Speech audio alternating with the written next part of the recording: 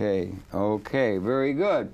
Well, welcome very, very much to Conversations. It's a great pleasure to welcome the program, one of MNN's own, and that's Carmen Lee Shue. She's a producer here of a program that's concerned with an area of expertise that she has involving housing issues, and she can counsel people on how to deal, well, maybe with a number of issues that are important in that realm, things like foreclosure avoidance and other matters by understanding that realm and other matters. But Carmen, welcome so much to Conversation. Thank you so much, Harold. I'm happy to be here. Well, it's really good to welcome you. We got a lot of good people. If you notice, it's getting better and better all the time here at MNN. It's great. We're building a hell of a faculty. Oh, we are. We absolutely are. Move over Harvard. Right. Anyway, Carmen, share with us your background. Born and raised, educated, that sort of thing. And then we'll get talking about the human condition and also about some of the issues that you're very familiar with in the housing realm. But your own background, where are you born and raised, that sort of thing? Well, actually, I personally do not talk too much about myself. Oh, okay. You know? Okay. I was born here. I didn't complete college, but I went to Baruch and NYU. Baruch down on 23rd Street? 23rd Street and NYU. What did you study at Baruch? Business okay. Administration. And and I thought I would be a perpetual educator, going to school, student. Yeah. But then life gets in the way, yes. and you have to work and make a living. Yeah. And when I went into real estate, I was planning on changing careers. What should I do? What should I do? Well, excuse me. You went to Baruch in business, and then you said also NYU did some classes, or what? I did some classes at NYU. Was that also in business? Yes. Okay. Yes. So you had a bent toward business. Toward entrepreneurial. I have the entrepreneurial spirit. Okay, good. From day one. Right. Okay. And because of, I think I always say because of my family background, I'm part Asian. Part Asian. And my father was in the business, and it's just natural. I thought that I would be in business. I thought from the day that I was born that I always wanted to be in business because wherever I worked, I just was unhappy. Okay. The only time I was happy was when I started my own business. Oh, you wanted to run your own show. I wanted to run my own show. You have an independent streak. Independent streak, yeah, right. Okay, right. that's a very valuable human characteristic. And I also wanted to have a voice. Yeah. Because when you work for organizations or companies, sometimes they don't want to hear what you have to say. Did you ever serve in the United States military? No, I haven't, but I thought of it. You did, really? I thought of joining in, and I was, someone told me, well, you don't like to take orders, so I don't think that's the place for you to go. You're young, but I was drafted into the military in the Korean War time. The end of, thank goodness, the fighting was over. But boy, I was drafted, and I think maybe the worst soldier. I don't know, one of the worst soldiers in the history. Because your mind wasn't in it. No, I used to try and explain to the sergeants as a buck private that we should do things democratically, gentlemen. And they didn't want to hear it. They said, just get there. And yeah, it's very authoritarian. Right. And for my book, all of our institutions essentially are authoritarian. Absolutely. From education to everything. It's all set up, and it's training people to become answerable to the senior vice president if they're just a vice president. And it's all set up to train people to fit into cubicle corporate structures or on an assembly line or to be outer directed. And not to have a voice. And not to have a voice, yeah. You know, or no, it's better not to have a voice. Just do what you're told, that's all. Exactly. That's what they want. Exactly. Compliant people will get something done so they can reap a surplus value profit off what those people do for them. And because of that, I was defiant. I've always been defiant about taking orders from people because I wanted to, because you tell me to do something doesn't necessarily mean that I have to do it. I would like to know why. Please explain to me, why do I have to do this? You don't think. Don't think. Just do what you're told. Just do it. Exactly. Don't think, don't question. It's not for you to question. We've set the pattern. Just do what you're told. Absolutely. And that's an ethic that runs strong through the whole society. Absolutely. And that's why I have been become an activist. Okay. And I have an activist streak in me from day one, and I speak out for people who do not have a voice. Good for you, dear. We need Anywhere that. I can and anytime I can, I speak out for those people who do not have a voice. I don't want to pry. You said you're Asian background? Yeah, You don't want to go into it, but what part of Asia? It's a big. Well, my father was my grandfather. My father was Chinese and Chinese from Cantonese mainland? from Cantonese. They're Canton, Hong Kong, but mainland. Yeah, yeah. Oh, really? Okay. Were you born there? No, No, I was okay. born here. Okay. And I found out recently, in a few years or so, that my paternal grandmother was Jewish. Believe it or not. That's interesting. Yeah, it's an interesting. In China. No, On the other side. Yeah, I see. Yeah. So, but Well, you cover the water. I cover the whole thing. But one of the things that I resent is, in general, the question, where are you from and what are you this and because when I see people and when I meet people, and it's nice to know their backgrounds, but I just look at it as a person. Okay. People like to put you into cubicles. Well, you're Puerto Ricans, you're here. You're Jewish, you're here. Yeah. You're Chinese, you're here. And when I talk to people, and I get with people, I say, you're just a human being.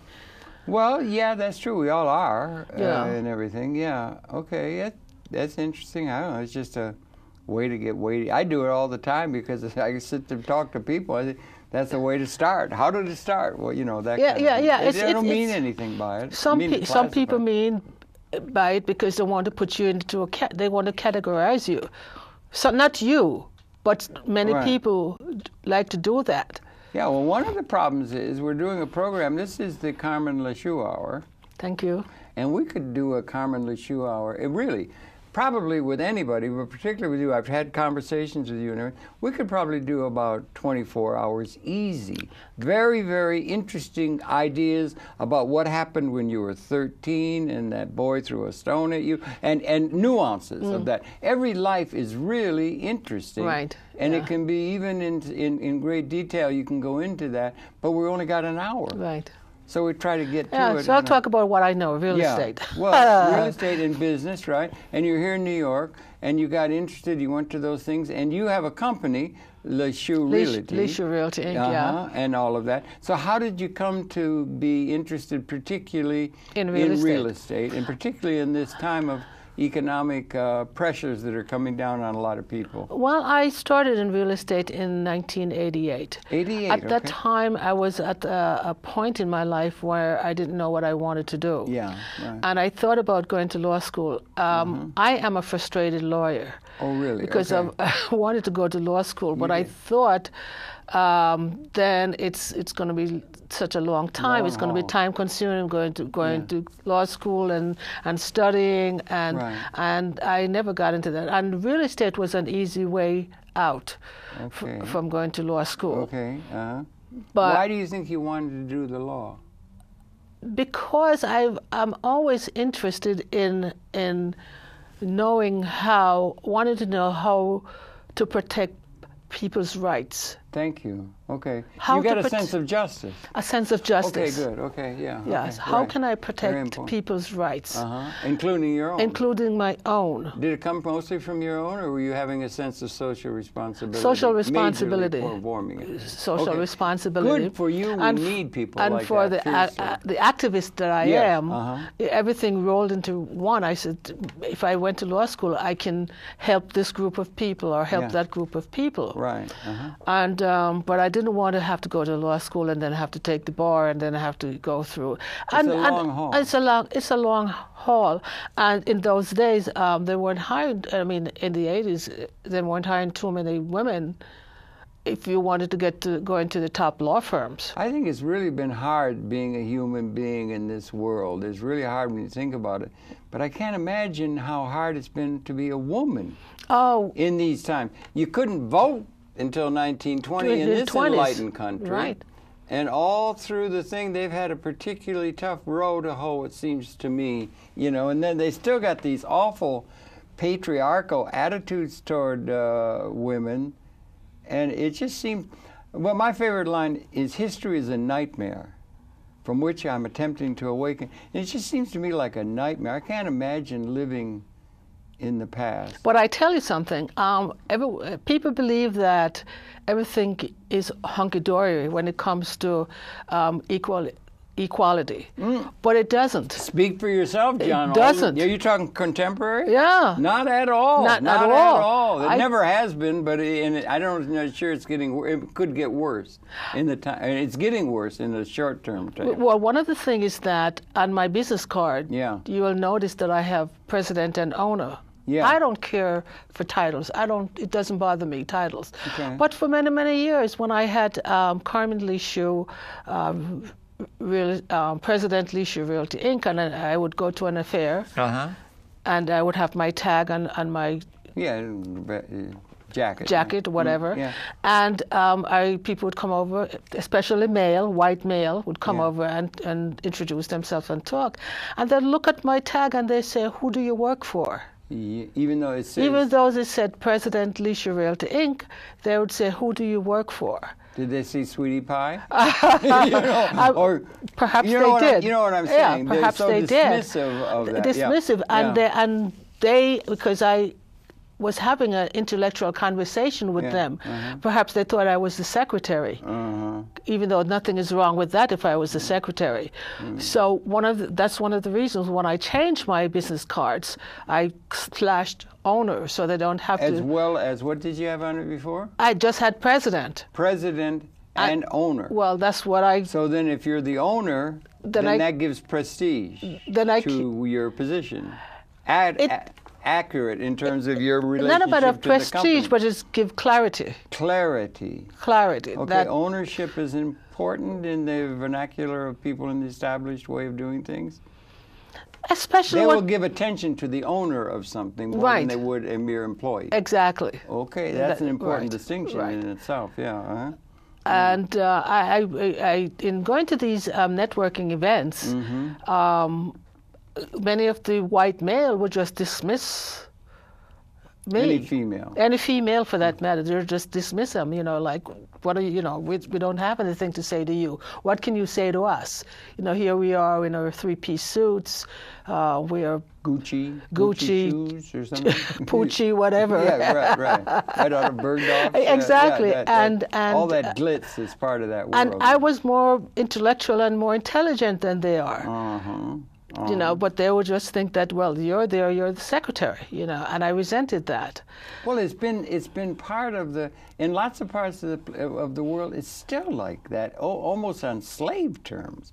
It seems to me much of the world, and even in the advanced world, they didn't get the vote until 1920. That's a disgrace. What kind of a nonsense? I mean, when they wrote that Constitution and everything, they said all men are created equal. What about half the population and so forth? But I'm just saying it's unenlightened in terms of what the present and the future requires. And I don't see things opening up anywhere near soon for women. It's a big struggle, very big struggle for us. I'm not saying that we haven't come a long way, and we have to thank like the Gloria Steinem and all those people who paved the way for us. A lot happened in the 70s. And everything has. One of the things that I notice now that people were more an activist in the 70s, 60s, and 70s. In the 80s, until now, everybody has become complacent. They've become complacent or bought off by glitz and I agree with you. 1970 particular year, but that spirit, there was something blowing in the wind. Everybody for intellectuals, right? For everybody was pissed off, so to speak, and wanted justice or wanted something. Now, what I see the young generations, I mean. They don't put up with anything. They put up with anything. It's like they're quiet. Like somebody slaves. Quiet them. They're like slaves. They're serf mentality or something. Whatever you want, mass, I will do. It seemed like someone has quieted them. Or something. They're complacent because they don't think there's anything that can be done to alter things. And that's partly because the things that are to be done are so, in my way of thinking, they're so comprehensive across the board. Everything. It's not nearly enough to say a paradigm shift. It's a paradigm shifts that is required, because virtually all of our institutions are outdated in terms of the requirements of the future, in a way that's coming, and it has been actually in terms of the zeitgeist, or the spirit of the age, or even the ontology at level of capability, since about 1970. We've been wandering in the wilderness for 40 years.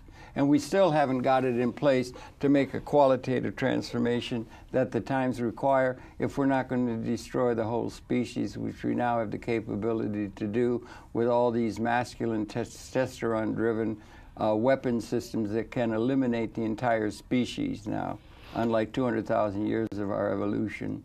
And this is a major point. This is the major defining generation. Yes, it is. We lack for intellectual leadership of how to handle a new dawning situation that's qualitatively different than history. Yeah, because even in politics, you don't see any new faces running for office.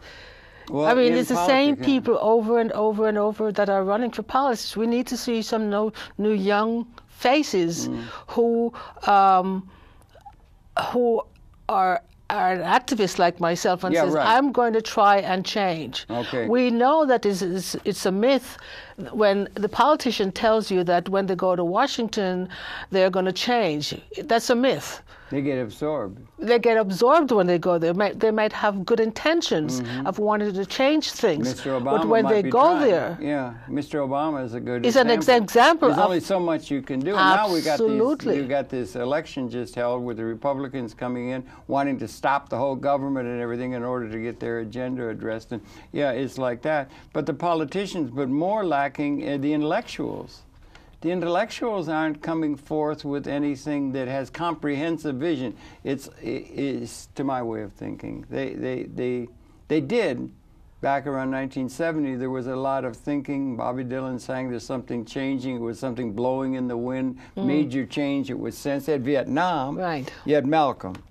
You had King. You had Woodstock. It wasn't just the United States, it was all over the world. Absolutely. It was being picked up. Right. Something's blowing in there, something's happening. You don't know what it is, do you? And everything. You wouldn't expect the politicians or the bankers to pick up on it, but it was there. But now you don't have that. Right. You know, people are looking for little changes, and they're running for cover for their own security and so forth. And they don't see a change that can happen. They're specialized out. They're not looking at the whole picture. We don't have comprehensive vision anywhere that I can see, particularly on the left. But because of the Kings and the Bob Dylans and the Woodstock, they motivated people to get involved. People got involved. Well, they sensed there was something pregnant in the moment. Like you didn't have they're going to go voting rights or civil rights, or it was coming. They used to have chattel slavery, for crying out loud. I know. Now, how the hell can you have chattel slavery? And they had the Fugitive Slave Act. And a slave would get up out of slavery.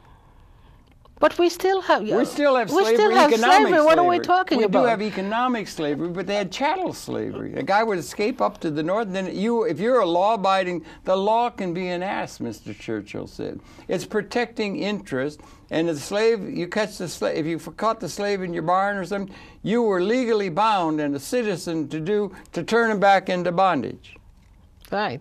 That's a disgrace. That was just absolutely a disgrace. And that was accepted as the thing to do.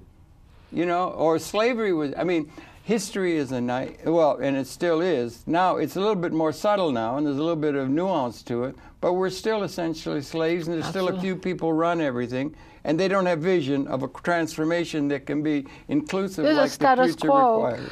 That's going on, and, you know, I would encourage, I mean, at one point in my life, I thought I would run for office, local office. You still might, yeah. Are you political in a political party sense or that? No, I thought about it for many, many years, and I was prepping myself to run for a local office. But I mean, they would just chew me up and spit me out because I wouldn't play their games. You have to play the games when you go there, when you get into office. We had a young man here that we did an interview with that would have aired 2 days ago now in the schedule. Mr. Becker, you met him briefly here. Right. He's the son of Brian Becker. He's a great guy. The Answer Coalition, where they do all the demonstrating again for justice and end of racism and liberty. And they've got a new magazine, a new political party. They call it the Party for Socialism and Liberation. And there's a lot of things stirring. And the fact that the system is in such disarray, there's so much injustice, we just bail out all these people and they just give us the bird, as it were, the banks and so forth who do all this, and the system, and Mr. Obama can't get traction going, and there's a Republican, that they're heading for a situation where the alienation among the people is going to grow. 6.9, it could be 16% unemployment, growing. Keynes said you're going to have unemployment, massive unemployment, technologically induced. You're in a thing where they're not going to be able to solve the problems, and the angst is going to grow, and it might grow to really revolutionary proportions. That's what I was thinking just now, that had this recession or depression, whatever you want to call it, gone on this long in the 70s, people would have revolted. I wonder, maybe, yeah. They can put up with a lot. No, but the thing is that what I think is a disgrace is that while the country was getting out of hand 2-3 years ago and it had to be stabilized, I agree with that real estate was getting out of hand and it had to be stabilized. But you cannot, a president cannot have their country be depressed for so long. People have no hopes. There are many, many people have no hopes. Right. They're going to go into their savings. They have depleted their savings. Right. The food stamps. I mean, the percentage of people who are applying for food stamps now is astronomical. Yeah, and they have to. It's desperate, and then those things will run out, and then they got a thing in Congress they're voting down or something for extending unemployment. So more and more people, the employment's going to go up. And Mr. Keynes, the fellow who set up all the economics, Lord John Maynard Keynes, said that there's going to be technologically induced unemployment, massive technologically induced unemployment for the grandchildren of that letter that he wrote to them in their maturity would be about now. Massive technologically induced unemployment. It's structural. They can no longer distribute demand or buying power to people through employment criteria, as they have done.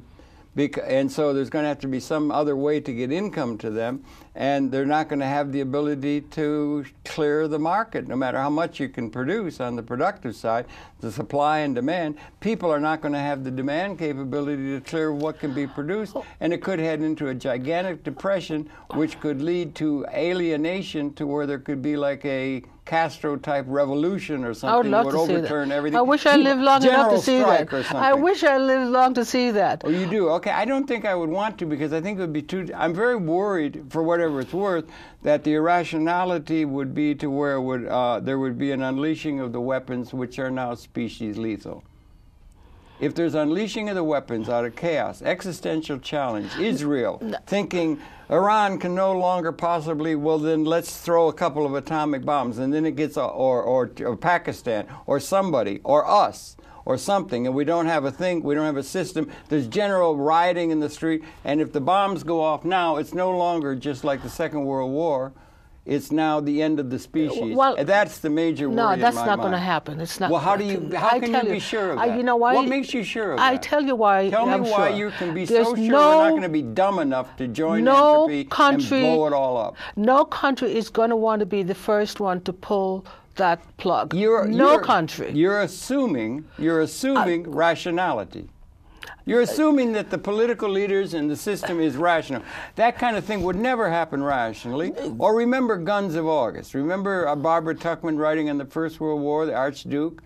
They never thought there were alliances built up. They never thought it was going to everything happen. They went off and killed the Archduke, and then they launched a terrible war where there was but it isn't got anything to do with rationality. It would be irrational. But do so you don't want people running in the streets in chaos and general anarchy, because that makes it even more likely that those weapons will be unleashed in a spasm of either hatred or absolute existential terror. I really, really don't think that any of the leaders of this world will make that first move. I really, really don't think so. Well, that's a nice, comforting thing. We're okay then. Right. Will you think that? Boy, I wish I could have that assurance. Korea now, they're circling Korea. They're talking about the whole thing. They're going to bomb Iran because they might develop a weapon. Pakistan's got weapons. Israel's got weapons. They've all got their own narrative. But why not? Why should only a few countries have these weapons? Well, that's a very good question. Why should not other countries have weapons to defend themselves? Okay, that can be. Why should we dictate that only A, B, C, and D should have? Because we are legitimate and they are not. That's what the leading country. How do we come to that conclusion that we are and they are not? Well, how has it come That's how arrogant we are. That we are the best. Well, yeah, yes, yeah, but think about it. I mean, that's how has it come? It's a balance of power and a revolutionary things. And remember, the leading thing that has influenced technology and the ability to do things has been weapons research. The rich will get weapons that's going to get them an advantage over the tribe in the other village. They get a Gatling gun instead of just a mere musket. Then they go with their soldiers with the Gatling gun or the howitzer or advanced weapon system. They go and conquer those people, steal their grain, steal their everything, rape their women, do whatever they want because they've won the war. They make their tribe stronger. That's called realpolitik. But this is happening now in some parts of the world. Yeah, but that's happening all over the world. Right. That's how people get to be called legitimate, and then it goes through historical patterns. In the 100 years after, or 1,000 years after Rome, they had the feudal system in Europe. Right. And you had the feudal system, and the duke. And you had a hereditary, the royal families that won some battle back 1,000 years ago or something, and they owned all the land and everything on it, including the people. Like serfs, like slaves, coming out of history. Right. And it's still like that because all the assets are owned by a tiny class of people in every political entity and in the international order. Tiny group, largely bankers now, who own everything, and it's all owned by them. And they've got the power, and they call themselves legitimate. You see, they want to be called legitimate. Like we're legitimate, they're not. Because we're arrogant. That's why we said it's arrogance of power. That's why we did that in Vietnam. Exactly. We're doing that, and we're the arrogant. But now we're getting our comeuppance a little bit. Absolutely, absolutely. Your homeland. Right, absolutely. Claim that heritage, darling. They're going to be the rulers of the world. Well, because we were so arrogant over the years that all these Pakistans, these little countries, that we never heard of many years ago. Yeah. They're saying, and they're smart. Yeah. Some of them are smarter than us. Oh, yeah. And brighter than us. And they've got all our T-bills. Right. Because we've been living on credit, as it happens. Exactly. Like the British and they're did. saying this, listen, I am right up there with you. Mm-hmm. I'm not arrogant anymore. I'm not stupid anymore. I'm right up there. I can make that bomb as well as you can, or even better. They're not wasting their money on that. Mr. Stiglitz said, like in the case of Iraq, that war, we were bribing them. And that in every war there's bribery. There was $3 trillion in the end. $3 trillion of American treasure was on there. And now it's going in Afghanistan. So the British were fighting and extending imperial power and so forth like that. And then America emerged, and now we're wasting all of ours on an imperium that is out of date, and we don't have a system. And so somebody else will emerge rather than us. We're wasting it all on a military. 130 countries we have military bases in. That's like Rome. But with no vision. No, we do not have a vision of how the world's to be organized that is legitimate in terms of what the future requires, but then neither does anybody else. That's what makes it dangerous. They do not have a vision of a qualitative transformation that's required if we're not going to blow it all up And it looks to me, I don't see how you can be so sanguine that they're not going to blow it up. The places that we have troops in are places that we have interest in. However, if you recall when President Clinton was in office, there were hearings upon hearings from the senators saying that he should bring the troops home because it's not wartime. Do you recall? It's bring our troops home because it's not wartime. And Clinton refuses to bring those troops home. Bring the troops home from Germany? From Germany and all those places. 30,000 and then, why are and they then there? 9/11 happened. So the thing is that we still have to show might wherever we have interest in. We still have to show might. But on the other hand, I have a way of solving the unemployment situation. Okay, we got to deal also with your real estate because you have great expertise in that. But unemployment, just talk to it. That's a kind of big issue. Bring stop the war and bring out our troops home from Iran and Afghanistan. Well, there are not many troops in Iran. You mean in whatever Iraq? Wherever it is, it's costing us millions of dollars. Bring those millions of dollars Iraq, here from Iraq. Not Iran. I'm sorry, right, I misspoke. I from mean, Iraq. They're not there yet in Iran. Well, we'll get there soon. Well, I hope not. Anyway, go ahead. And bring them home, and we'll save billions of dollars, and we can support, maybe extend unemployment for another year or two. Yeah, it would extend a lot of unemployment. $3 trillion, Mr. Stiglitz estimates, it's cost us in Iraq. And they're still fighting. And that's an estimated amount. I mean, no, but they wouldn't estimate that in any terms that the national government would present, but that would be the actual cost. And that's like what Ev Dirksen, you're too young to remember Ev, he would have said that's real money. You know, that's a lot of money that's gone wasting on a war there. But Donna, we could talk about this. I'm very interested in all of these. I got ideas about what might happen. I'm very concerned. I'm angst-ridden about the weapons and the lack of vision, and particularly the lack of vision by intellectuals, in my view. But real estate. Oh, my favorite subject. Yes, and you've gotten into that, and there's a lot of things going on with the meltdown and everything that is hurting one thing that's hurting people along with a lot of other things, unemployment and the rest of the things that are hurting the folks. And one of them is real estate. And maybe you could talk to that, and particularly foreclosures. People are being thrown out on the street across the country, sort of like the Depression era time. And maybe you could address what those dimensions of that, and then also some of the things that might be advised for people who are in a position where that Damoclean sword might be descending upon them. Foreclosure. One of the things that I talk about on my show, the Carmen Lee Shue Real Estate Show. Yeah. Is that I practically hold people's hands from their thought process until they close, post-closing, and buyer's remorse. You're talking about making a real estate deal. Making real estate deal. So you broker real estate? Yes. Yeah. Okay. You do that. Right. Okay. What I like I say. Residential or commercial or both? Mostly residential, but Okay. I will do commercial, and I have done commercial. Okay. But what I want every American to understand, that purchasing real estate is a very serious matter and should be treated as such. Okay.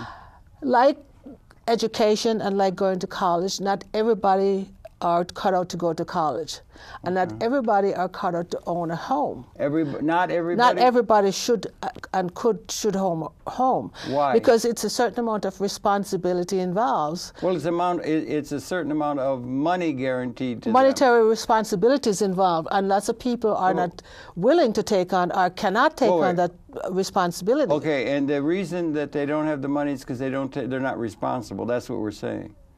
That could be part of it too. That's what you're saying. That could be part of it. So responsible people are people who fit into, like the military, they'll do what they're told in order to get money. No. That's you understand what I'm saying? Yeah, I have an idea what you're saying. And the people in those corporate enclaves are like slaves. No, but what I'm trying to say... You understand? Yeah. Okay, so you're saying you have to conform to a situation where you're a slave in order to get money to be responsible to buy a home. No. One of the things that is happening in this... everybody is brainwashed. Yes. That if you do not own a home, you do not accomplish the American dreams.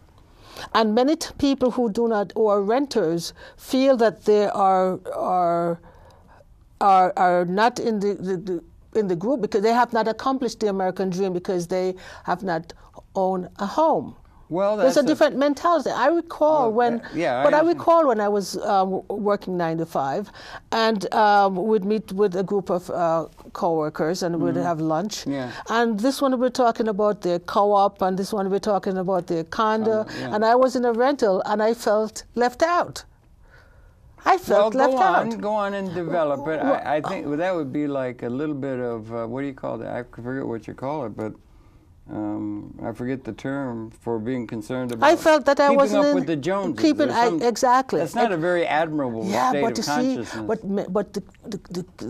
Our government has brainwashed us that if you must accomplish the American dream by owning that home. Well, you can be proud being a renter. You can be proud being a renter, and you don't want to get involved with owning and taking on that responsibility with owning a home. That's a lot you're saying there about the human condition is that's it. They used to have these kind of ownership rights at the time of George Washington in order to be a citizen, you know. And most people, it was only a few people, a few small group who did all the decision making and owned land, or to run a company, it's prestigious. Or to do anything. It's prestigious. Yeah, but I'm saying it's a little dangerous to have that kind of a thing. And also, I'm thinking the home, in particular, you're talking about residential real estate. One thing is for sure that the trend of the economics is for capital instruments or capital assets, machinery, locomotives, you know, all the things are going, that the means of production are increasingly responsible for production in the modern economy, and it's going maybe 10% input other than labor. There was no manufacturing or anything. It's going like this now, to where the labor input is almost disappearing, and it's all capital instruments onto robotics and combines and things like that. And the capital assets are all owned by a tiny class of people. Capital assets are all owned by a tiny plutocratic class. 10% or every political entity have the power and they have the ownership. And the people have never had any means of having income to buy bread, much less for their family, except they don't ever have any hope of having ownership of a capital asset, let's say a combine. They can't own that. That's for the rich people. That's for the king on the castle. All the capital assets will be owned by a tiny class that'll run the society, and they're like serfs. And they have no way of doing it. The only thing that made it possible for them to maybe get a little leg up, particularly when unions are disappearing down to about 6% of the population now with no power, and there's nothing. They're bargaining down now, finally, after having been able to bargain up for labor, you know, for wages, the only way they had to get income was to have a job on the estate, like a feudal serf on an estate who will get some money in order to do it. Some get a little bit more. They become house serfs, you know, and they're in the corporate room, and they do. But they didn't have, and the only way for the mass of the people to maybe get a little gain after, let's say, the Second World War in their net worth was to own a house or a piece of real estate, residential property, that for 50, 60 years consistently and steadily went up in value. Right. You buy it for $10,000, 10 years later it's worth $30,000. So that's the only way they had to get an increase in their net worth, because they had no access to capital ownership, which is responsible for production. Do you understand what I'm saying? Yeah, but also the mindset in purchasing a home has changed over the years. Okay, from what years years are we talking? Years, say 50 years ago. Okay, Second World War, the end of 50 years ago. Yeah, that's a good period. People owned a home. They were proud to I have accomplished this American dream. And they lived there. Burn the mortgage. And we lived there, and they lived long enough to burn the mortgage. Yeah. That was a celebration in burning the mortgage. Well, right. And they lived there. They raised their children and their grandchildren, and it was pride. Now, what I have seen, before people close on the property, they're asking me how much they think I think they can get when they sell. Yeah, right. Well, it becomes, and it's the only thing that was open to them. There's no way for them. So there's not that pride anymore. Is anybody going to give them a loan? You're going to get a mortgage for a house. Okay, it's underwritten by the real estate value. It's underwritten by the value. All the trends show the value going up. So you've got an equity loan. Not now. No, at the moment. But for 50 years after the Second World War, it's been steady. So that's the only thing the poor dears had. They're not going to be able to get an equity loan to buy, let's say, 1,000 shares of AT&T stock or 1,000 shares of Google that is going to be a capital asset. They can't get that from a bank. Now. Because, no, ever. No, it's only reserved for those who have past savings that can do it, who have the collateralization. No, they've not been able. Why has it come that all the capital assets, all the roads, the buildings, everything are owned by a tiny class of people who own and have traditionally had it, and for the masses of the people, the only way they had to get any credit or any way to get capital net worth increased was to have their real estate appreciate in value steadily for 50 years. That's the only way they got net worth. A growth. They didn't have any ownership of the capital assets. I'm talking about the individual who is purchasing. I'm not talking about the big owners and the big muckety-muck. I'm talking about the muckety-mucks own the capital assets. Right, but I'm talking about the individual who is working in Wall Street or whatever. Well, that's and different. Wants Wall to, Street, you get in on that with stock options. No.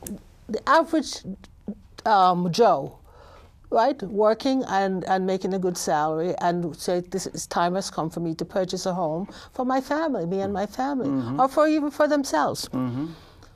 What I found is that there is no pride. The pride is not there anymore. The pride is that if I purchase real estate, it's going to increase, and I'm going to make a ton of money. And the only thing that was available, and I'm not talking about the people in the banks, or the people getting, in layman, or the people in the banks, or the people in that 10% of the population, maybe outside. The people at the top lawyers, the cardiac surgeons, and these kind of things like that. That's different. That's the people. They're fine. They got a lot of salary. They can demand it. The mass of the people the pressure's all on them. I mean, the mass of the people, the folks. They had no way to have any. It's interesting that it's all in the hands of a few people. It concentrates at the top. They're not going to pass the provision of the tax rebate that Mr. Obama wants to do now, because it's going to be $70 billion is going to go to the people at the top. It always goes to the people at the top, and it always has. It was kings, and it was now it's bankers. And they're at the top. But the masses of the people had no ability they had no way to put anything up to where they could buy stock in the private sector economy or in anything in the economy and gain income by being an owner. You said it on your badge, owner. Right. They don't own diddly. They've not been able to own anything. They can't own any stock responsible for the productive capability of the technology, which is increasingly responsible for production. So the only thing they had that gave them a chance to get a little leg up on that for a little few decades of time was to build some ownership of a home that's going to increase in value. That's all I'm saying. Right, yeah, but they could get net worth. That's the only way they could increase their net worth. But I think we are mixing apples and oranges here. Maybe you're trying to get a value about how homey it is to burn the mortgage, and you got to respect for it, and now you become irresponsible, and you're just now it's like the fast buck. When can I make double my money on purchasing a home? But you can understand why. No, I can't understand why. Oh, you can't. Okay. I cannot understand why. Okay. You buy the home, live in it, and enjoy it, and because real estate. Although it's one of the best investments there is, real estate is all timing. And if the time comes when you want to sell, and you must sell, and you have to sell, and the market is down, you're going to lose money. Well, you're going to lose money over what you do if the market was up. You're probably, over the long haul, it's been the best thing it's just steadily gone up. It's steadily going up. For decades. For decades it did. The trend was, without exception, it was going up. So it's no wonder people spotted that as a way to get some net worth. Yeah, but it's the only way the poor deals. Why don't we have a system that allows everybody to be involved in the capital asset, the capital accumulation as owners, as a way of getting income? Everybody can. Why don't we do that? Why Everybody don't? can be an owner. They can't be. Everybody well, can not. be an owner. Why are they not? Do you know? Everybody can be an owner. They don't have any money to invest. They don't have there any past are many savings. things that you don't have to be a startup company. In real estate, when I started up maybe $2,000 would start it up. I have money. a friend. I have a very dear friend who is a partner in a law firm that makes upward or close or $500,000, and Annually. Annually. Yeah, that's a lot of money. And she has sat me down many times, and I don't think I've been in her category because she's smart, she's bright, and intellect. And she'll say to me, you know something, I admire you because I couldn't do that. Do what? I couldn't run a company knowing that I have to depend on a commission to live. I have to have that salary coming in every week or every month. So, Okay. but the opportunity is there for anyone or everyone To what? to become an owner, whether you sell widget, whether you sell flowers. The guy on the Amway, there's street, Amway, the yeah. guy on the street with the cart in the street, yeah. he's an owner in his own right. Yeah. He's running a corporation. It might not be a multi-million-dollar corporation, but he's running a corporation nonetheless. So you like the spirit of the entrepreneur. I like the spirit and if of the everybody could, entrepreneur. with self-reliance, take care and be responsible for their own Right, good, and exactly. get out there and find some opportunity and take advantage Absolutely. of it. Okay, that's a view And that's a good... and also people should and must respect the small business owner because that's where it started. That is where it started. Gimbel's was a push cart on the street, and it becomes a multi-million-dollar corporation. That's true. They Many of started these that way. guys on the street with the food carts, they worked and then they own a restaurant. Yeah, but you realize that 99.9% of all enterprises that are started by entrepreneurs fail. You realize Absolutely. that. It's like sperm. Absolutely. Only one makes it, so that's an example that sets the pattern, Right. or not. But also... Or Schumpeter, you'd like creative entrepreneurialism as an answer to the economic problem of organizing society? Yes, and I tell you what's going to happen. Also, entrepreneurs successfully are as rare as Toscanini. Not really. But I am going to They tell you are, what's going unless to... you got a newsboy delivering papers. or I'm going to something. tell you what's going to happen when the economy gets back. When the economy, oh, you're assuming it's going to get back. It will get Keynes back. said you're going to be you're going to be confronting something that is going to be systemic and unretrievable back to the old pattern. And that's an opinion. That's That's an his opinion. That's an opinion, but And it's that- and- informed. and mine- it's a very informed opinion, rather than Pollyannish wishing for the things that might come. No, well, It could get much worse. It could. But I doubt it very much. You do doubt it. I doubt Why? it very much because our president and the leaders of this country will not let this country go back into the depression. I promise you that. Okay, you don't think there's a systemic risk? No, because don't you think that if the country went into a deep depression, that they too will lose money? You don't think that it will affect them also? You think it's only going to affect the little guy? But it's not something that happens rationally. It doesn't happen rationally. It happens from, we had a decade in the 30s. Nobody had any money. Nobody could do anything. You had railroads going empty and people couldn't get on because they didn't have money to buy a ticket. You didn't have any demand. People couldn't buy anything. They foreclosed. The Dows, grapes of wrath. Right. The whole thing went on for decades. It's not Why going the to hell happen. we got all this? It's not going to happen again. Okay, if you're Pollyannishly saying No, that. I am not. Okay, you think I it's am going not. to, I on don't. good faith, you think it's going to I happen don't, because of our good leadership? Not because of a good leadership, but in all conscience, because if this country went into a deep depression, the world. I'm not concerned about the world right now. You're not concerned about the world. No, I'm concerned about this Okay. country right now. It's one at a time. Okay. And I'm saying that if we went into a deep depression, it would affect every man, woman, and child, whether you're rich or whether you're poor. That's right. And so that's why the leaders of this country, and I want to believe that the leaders of our country will not let that happen again. Well, my problem is I would like to know where the vision is to deal with it. They've done everything they can, and all they've got is gridlock. They're going to do this thing. The Congress is marching in. They got a thing. They got all these outdated ideas coming out of history. They got institutions that are out of date. They got institutions set for everyone to be seen as a slave. The women, things are based when women couldn't vote. All these reifying these outdated institutions, notions of human nature. Everything is outdated. Nothing is Nietzsche said the future affects the present as much as the past. We're all enthralled to the past. Where is the vision of something that can deal with what Mr. Keynes warned of?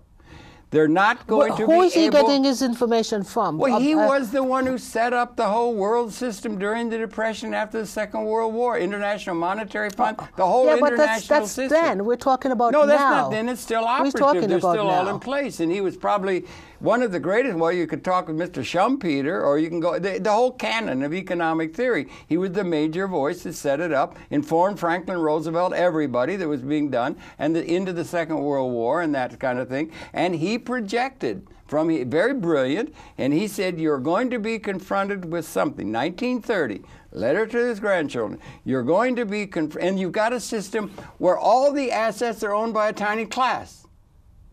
So 1% of the population owns all the assets. So like you're the saying that, and they're still in place. It's still that way. They're getting richer. Their assets, the ownership of assets, the disparity between the rich and the poor is greater in the United States of America now than it was in 1889 France. But during the World War II, when the market crashed and everything, lots of rich people lost money. Yeah, but wait a minute. Okay, what he said, systemic. It wasn't a matter of this policy, that policy, this tax cut or something. It was systemic that he said, and he projected, and it should be listened to at this time, and it's not, but he said the generation, that 1930, in their maturity, is going to experience something that's very hard for anybody to understand, technologically induced unemployment. You don't need people to produce the major items of the economy. You can have robots. You're going to have robots. Robots are part of what will be coming. So advanced cybernation, combine that goes across 100,000 square miles of Kansas producing wheat, not a single worker. And the only way the people are to get money is to have a job. A labor production, a relationship to production, and it's not going to work. It's but like robots cannot do everything. Not robots. It is the trend of it's society. It is societal that they're not going to be able to distribute buying power to the people, the vast majority of the people who own nothing, except they had a house, and now that's been undercut. They own nothing, and all they can do is have a job. They can be thrown out. Or they can go to another country and downcut, race to the bottom. They can do that to get a little profit margin. They're not going to be able to distribute buying power. You got supply and demand. Right. You can supply. We got tremendous capability to produce enough for everybody. Right. There's no reason for we've transcended perhaps material scarcity in that intervening period. We have a capability of providing for everybody in terms of production.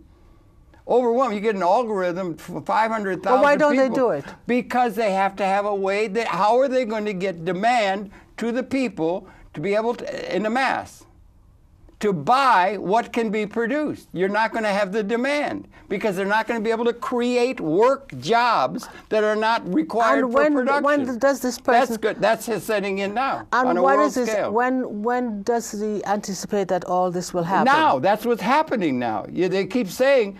Jobs, jobs, jobs, jobs. They can't do it unless they rig it. If they go into the government, they can make all kinds of work things that you can just create. Just go pick up leaves or something like that, whatever, in order to get some money to people. But they're not going to be able to do it in a competitive marketplace because somebody else will do it and undercut them paying extra wages to somebody that's not doing. The labor input to production is in a historical sense, is moving to the vanishing point.